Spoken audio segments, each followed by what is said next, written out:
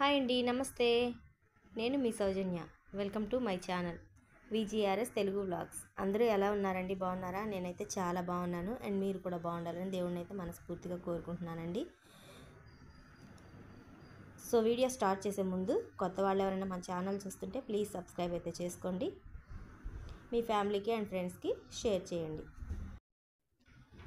ఇంకా ఇక్కడ ఏంటంటే రైస్ డ్రమ్ తెచ్చానండి. మీకు ఇంతకు ముందు వీడియోలో చెప్పాను కదా, మాది బియ్యం డబ్బా పగిలిపోయిందని చెప్పి. ఇంకా నైట్ అయితే బజార్కి వెళ్ళేసి ఇది స్టీల్ డ్రమ్ అయితే తెచ్చానండి.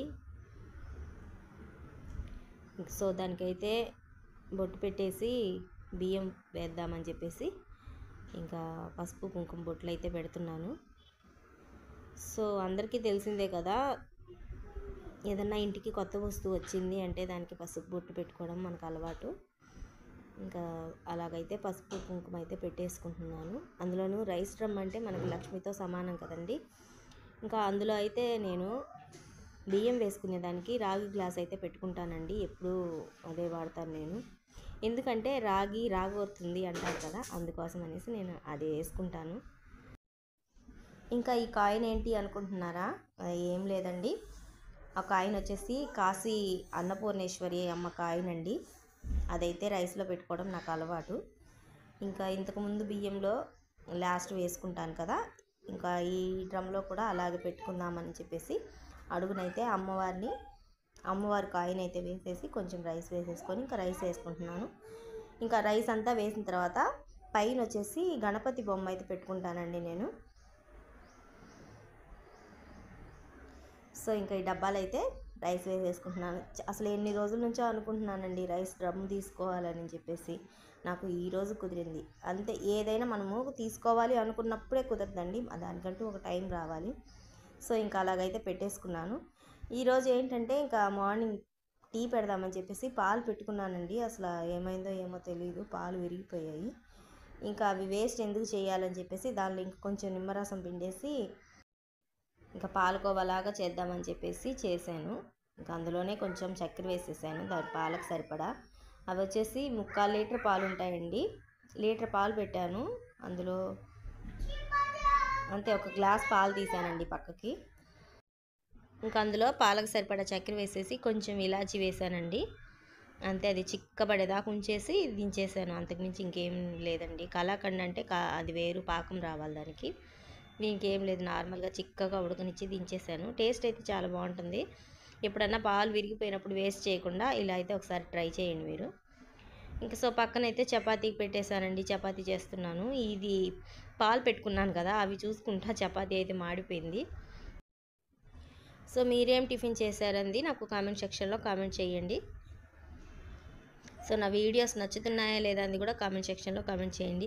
మర్చిపోకుండా సబ్స్క్రైబ్ చేసుకున్న ప్రతి ఒక్కళ్ళు కామెంట్ చేయండి. ఎందుకంటే మీరు కామెంట్ చేస్తే నాకు ఎవరని తెలుస్తుంది.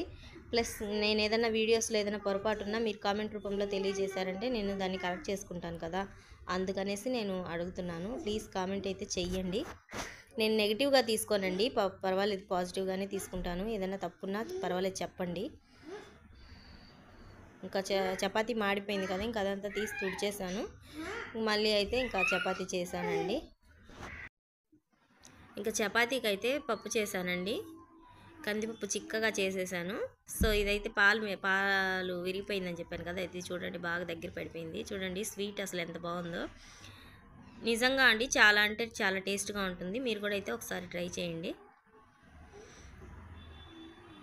సో నేను తీసుకున్న పాలకి నాకు 2 కప్పులు వచ్చిందండి అట్లా పాలకోవా. చాలా బాగుంటుంది, ఒకసారి అయితే ట్రై చేయండి మీరు. ఇంకా ఇక్కడైతే మాకు మబ్బులు పట్టేసాయండి, ఫుల్గా మబ్బులు పట్టేసాయి. నేనైతే వర్షం పడిద్ది అనుకున్నాను, కానీ వర్షం అయితే పడలేదు. మళ్ళీ వెంటనే మబ్బు తేలిపోయింది. కానీ చూడండి అసలు ఎంత బాగుందో మబ్బులు అయితే అక్కడక్కడ. ఇంకా మా ఇంటి బ్యాక్ సైడ్ అయితే చూడండి అసలు ఎంత బాగుందో. ఇంకా దగ్గరకే ఉన్నట్టుంది కదా మేఘాలు చూస్తుంటే. ఇంకా మధ్యాహ్నం లంచ్కి అయితే చికెన్ చేశానండి. చికెన్ ఫ్రై చేశాను అంతే, ఇంకేం చేయలేదు. చికెన్ పులుసు చేద్దాం అనుకున్నాను, కానీ మాకు పిల్లలు తినరు సరిగా. నాకు కూడా పెద్దగా ఇష్టం ఉండదండి చికెన్ గ్రేవీ, అట్లా నాకు నచ్చదు. చికెన్ ఫ్రై చేసుకొని రసం పెట్టుకుంటే చాలా ఇష్టం నాకు. కానీ ఈరోజు రసం కూడా పెట్టలేదు, ఉట్టి ఫ్రై చేసేసాను. ఎందుకంటే మా ఆయన ఏంటంటే చేపలు తెస్తానన్నాడండి, చేపలు తీసుకొస్తాను అని చెప్పేశాడు.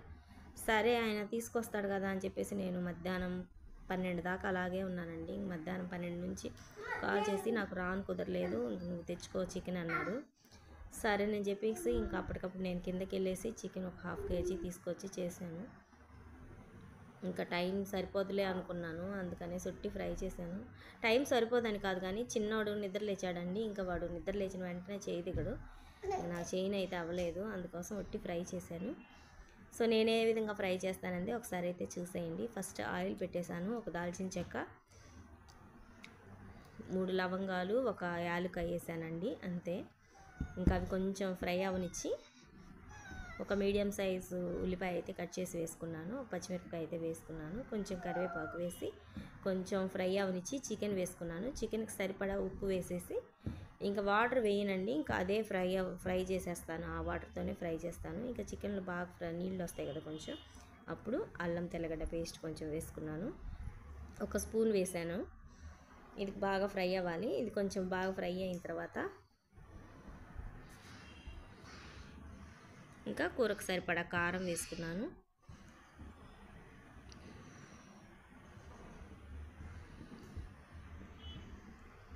ఇంకా ఈ వాటర్తోనే బాగా ఫ్రై చేసుకోవాలండి.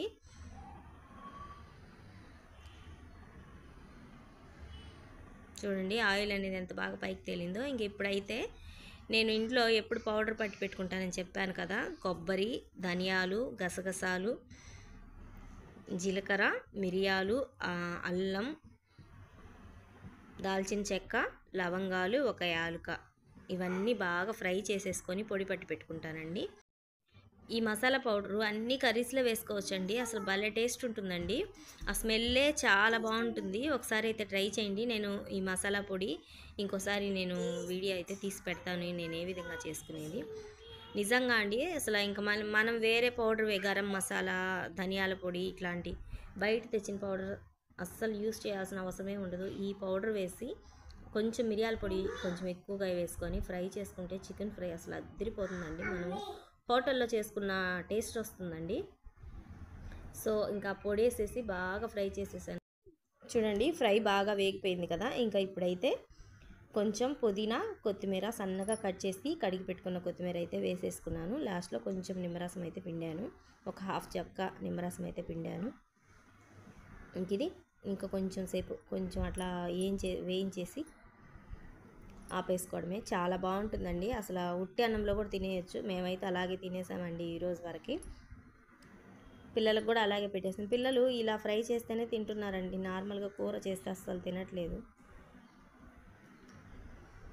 సో చికెన్ ఫ్రై అయితే రెడీ అయిపోయింది, ఎమ్మి చికెన్ ఫ్రై. ఒకసారి అయితే మీరు ట్రై చేయండి, చాలా బాగుందండి. టేస్ట్ కూడా, ఉప్పు కూడా నేను వేసిన ఉప్పు ఫస్ట్లో వేసిన ఉప్పే కరెక్ట్గా సరిపోయింది, ఇంకా మనం మళ్ళీ కూడా యాడ్ చేయలేదు ఉప్పు.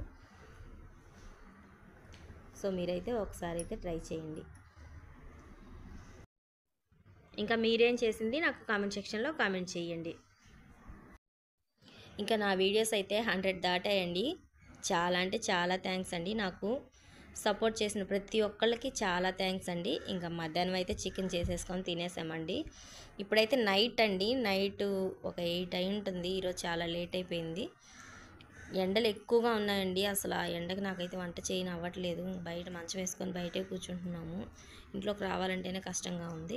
సో పెసల పప్పు చేద్దామని చెప్పేసి పెసలు కొంచెం వేయించేసి ఒక గ్లాస్ తీసుకున్నానండి, చిన్న గ్లాసు వేయించేసి వాటర్లో ఒక 10 మినిట్స్ నానబెట్టాను. నానబెట్టేసుకున్న తర్వాత ఉల్లిపాయలు, పచ్చిమిరపకాయలు వేసేసి హాఫ్ ఉడకనిచ్చేస్తానండి. హాఫ్ ఉడికిన తర్వాత చింతపండు, టమాటా, కొంచెం కారం వేసేసి మెత్తగా ఉడికిచ్చేస్తాను. ఇంకా ఇందులో ఏంటంటే పెసలు అన్నీ ఒకసారి వేసుకున్నా కూడా ఉడికిపోతాయండి, అసలు మనకు ఉడకదే అన్న టెన్షనే అవసరమే ఉండదు, ఊరికనే ఉడికిపోతుండే. ఇంకా దీనిలో కొంచెం పసుపు వేసుకొని మెత్తగా ఒక హాఫ్ ఉడకనిచ్చేస్తాను, ఇంకా తర్వాత మిగతా వేసుకొని ఉడకనిచ్చేస్తాను. సో నేనైతే చూడండి ఉడకబెట్టేశాను కదా, అది చూపిస్తున్నాను మీకు, చూడండి ఎంత బాగా ఉడికిపోయిందో. అన్నీ వేసేసి కొంచెం గట్టిగా మూత పెట్టేసి ఒక 10 నిమిషాలు వదిలేసినా కూడా మెత్తగా ఉడికిపోతుందండి పెసరపప్పుకి. సో ఉడికిన దాన్ని ఇంకా నేనైతే మెది పక్కన పెట్టేసుకొని ఇంకా తాలింపు అయితే వేసేస్తున్నానండి. ఇంకా ఈ పప్పుకి ఎగ్ కాంబినేషన్ చాలా బాగుంటుందండి. సో నేనైతే ఇంకా నా నైట్ డిన్నర్ ఇదేనండి. పప్పు చేసేసాను. మా ఆయన తినేటప్పుడు 2 ఆమ్లెట్లు వేసి ఇచ్చేస్తాను ఆయనకి. నేను తినే ముందుగా ఒక చపాతీ కానీ లేదంటే ఒక రాగి రొట్టి కానీ చేసుకుంటాను. చాలా బాగుంటుందండి. అసలు చపాతీలోకి నాకు పప్పు అంటే చాలా ఇష్టం అండి. ఈ కాంబినేషన్ ఇష్టపడే వాళ్ళు ఎవరైనా నాకు కామెంట్ చేయండి. సో పప్పు చూడండి అసలు ఎంత కలర్గా ఉందో, పెసరపప్పు. దీనికైతే ఇంకా తాలింపు పెట్టేశాను. కొంచెం కొత్తిమీర వేసేసుకొని కలిపి పెట్టేసుకోవడమేనండి. అసలు చాలా బాగుంటుంది. మీరు కూడా అయితే ఒకసారి ట్రై చేయండి. సో ఈ రోజుకైతే ఇంతేనండి వీడియో. రేపు ఇంకొక వీడియోతో మీ ముందుంటాను. సో మీకు ఈ వీడియో కనుక నచ్చితే, బాగుంది అనుకుంటే ప్లీజ్ లైక్ చేయండి, షేర్ చేయండి, సబ్స్క్రైబ్ చేయండి. మీ ఫ్యామిలీకి అండ్ ఫ్రెండ్స్కి షేర్ చేయండి. థ్యాంక్ యూ అండి. Thank you for watching.